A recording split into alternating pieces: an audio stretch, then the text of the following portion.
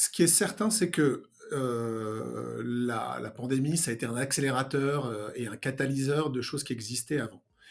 On connaissait les réunions sur Zoom, sur Google Meet ou Teams, etc. On en a fait simplement 10 à 15 fois plus. Donc, effectivement, aujourd'hui, on est sur une pratique qui existe, mais sur lequel on a dû tous s'adapter plus ou moins facilement, et c'est le moment de se dire, OK, quel est le niveau minimal pour être pro à distance, et comment est-ce qu'on peut prendre de l'avance par rapport aux autres. Aujourd'hui, en 2021, c'est un nice to have de pratiquer ce que l'on va voir ensemble, c'est-à-dire des vidéos asynchrones, être capable de bien mener une réunion avec des réflexes de pro, voire de se mettre en avant avec un écran vert, des outils comme OBS ou Hum. Ce sont des choses qui, aujourd'hui, si vous vous mettez à les pratiquer, vous permettront d'avoir 2 longueurs d'avance en 2022 sur tout le reste. Je suis persuadé que, notamment pour des BDR, des SDR, tout le monde en 2022 va demander ces nouvelles pratiques, ces nouvelles maîtrises de savoir se mettre en avant de façon experte, humaine et visuelle grâce à différents outils synchrones ou asynchrones, et c'est vraiment ce sur quoi on va insister pendant la séance.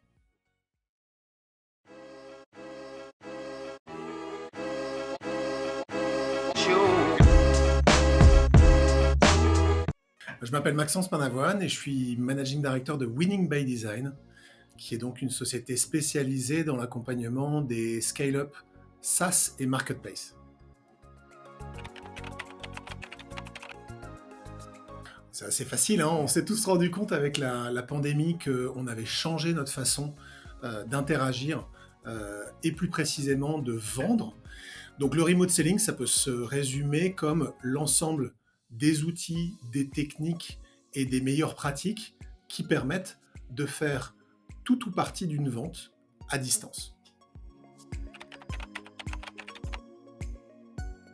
Aujourd'hui, l'important, c'est d'avoir quelques réflexes, notamment sur la conduite de réunion, ou comment s'enregistrer et avoir, on va dire, une façon de communiquer qui est efficace, et de connaître voilà, ces grands principes et de les pratiquer. Donc, je vais prendre un exemple sur la conduite de réunion. On a un acronyme qui s'appelle ACE, donc ACE, où on commence toujours par la même chose. Merci du temps qu'on s'accorde. On vérifie que le temps de la réunion est bien de 3/4 d'heure, 1 heure et demie. Et puis, on exprime l'objectif de la réunion en 1 ou 2 phrases. Et on rentre un petit peu plus dans l'agenda en demandant s'il y a d'autres choses supplémentaires qu'on doit rajouter sur cette réunion. Ça, c'est vraiment une façon de se mettre des automatismes qui permettent à distance ou même en réel d'arriver sur une conduite de réunion pro. Il y a d'autres éléments qu'on verra plus en détail. Si on regarde aussi maintenant la maîtrise de certains outils comme Zoom ou autres, il y a des techniques d'engagement avec son audience, qu'elles soient grandes ou petites, que l'on peut apprendre.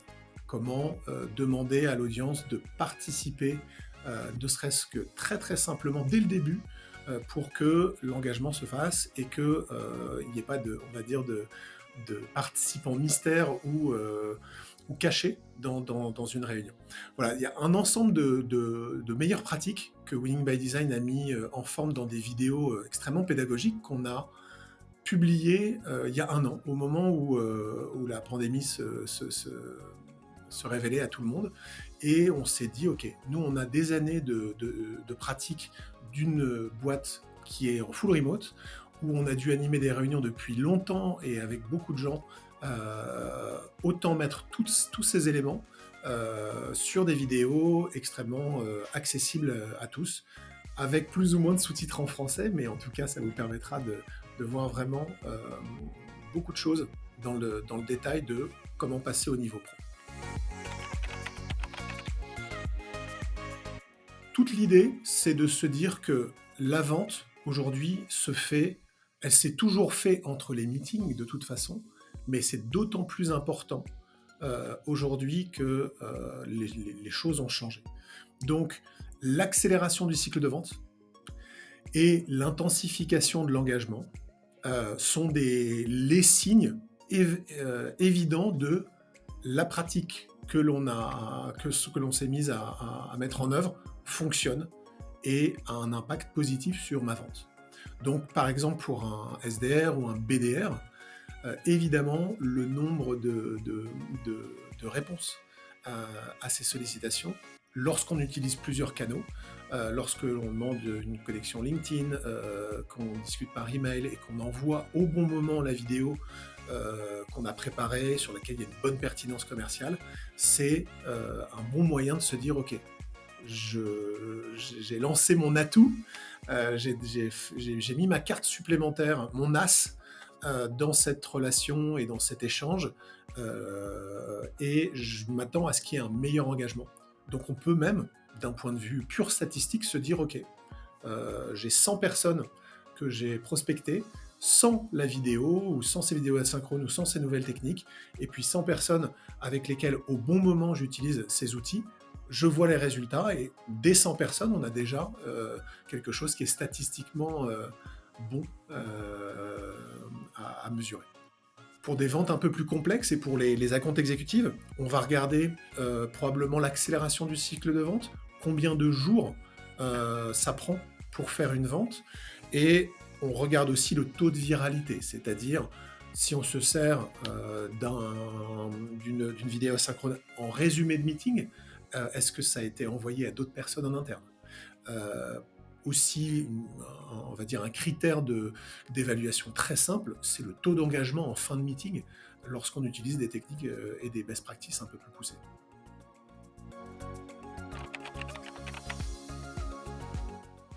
La première étape, c'est de vérifier son setup technique, c'est-à-dire vérifier qu'on a une bonne connexion lorsqu'il s'agit d'un meeting en ligne. Ensuite, vérifier son son, s'équiper d'un son pro. Ça coûte pas très cher et c'est la première étape. Deuxièmement, s'équiper d'une caméra webcam haute définition. Vu le nombre de meetings qu'on fait, c'est un investissement qui est extrêmement bien amorti très très vite. Donc, connexion, un bon son, une bonne webcam HD, ça c'est le minimum. On se sert d'un outil comme Loom ou Wit qui est gratuit et qui permet de s'entraîner, de travailler un peu son ego et de se dire ok, je reste un peu humble et personne s'aime sur ces premières vidéos, mais il faut se lancer. Et c'est ce premier pas qui est le plus important, le pas mental de je me jette dans l'inconnu et j'ai le courage de pratiquer quelque chose de nouveau pour moi.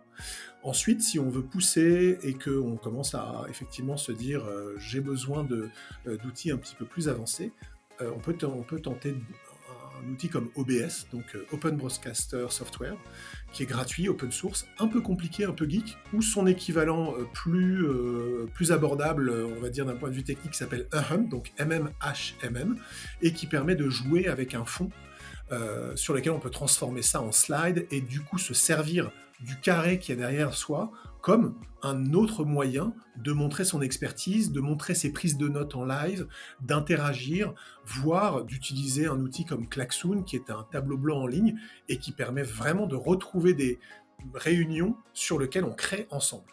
Et ça, je pense que vente simple ou vente complexe, si on arrive à avoir des réunions où il se passe quelque chose en live, qu'on crée ensemble, on retrouve un petit effet waouh qu'on avait un peu perdu avec la Death by Zoom. Je vais prêcher pour ma paroisse, mais il y a une vraie histoire derrière. Parce que je vais vous inviter à acheter ou vous faire prêter par Iconoclast, par exemple, le bouquin qui s'appelle Blueprint for SaaS Sales Organization. Tout simplement parce que ce bouquin, je l'ai découvert il y a 5 ans et il a changé ma trajectoire professionnelle. Je me suis dit, en lisant ce bouquin, au final, j'en connais assez pour pouvoir me lancer en consultant indépendant. Et puis deuxièmement, ce Jacco van der Kooi, il a réussi à mettre tous les concepts, tous les process d'une manière extrêmement logique, visuelle, abordable, pour que on comprenne enfin que la vente de logiciels en ligne ou de places de marché est fondamentalement différente de la vente classique transactionnelle, parce que ça se résume en une phrase: pas d'impact récurrent démontré, pas de revenus récurrents. Donc il faut aller bien au-delà dans son questionnement que dans une vente classique, et essayer d'aller montrer et démontrer l'impact business, l'impact émotionnel, beaucoup plus que dans une vente transactionnelle classique. Donc allez voir ce bouquin Blueprint for SaaS Sales Organization. À la limite, envoyez-moi une demande de connexion LinkedIn et je me débrouillerai pour que vous soyez inspiré par ce bouquin.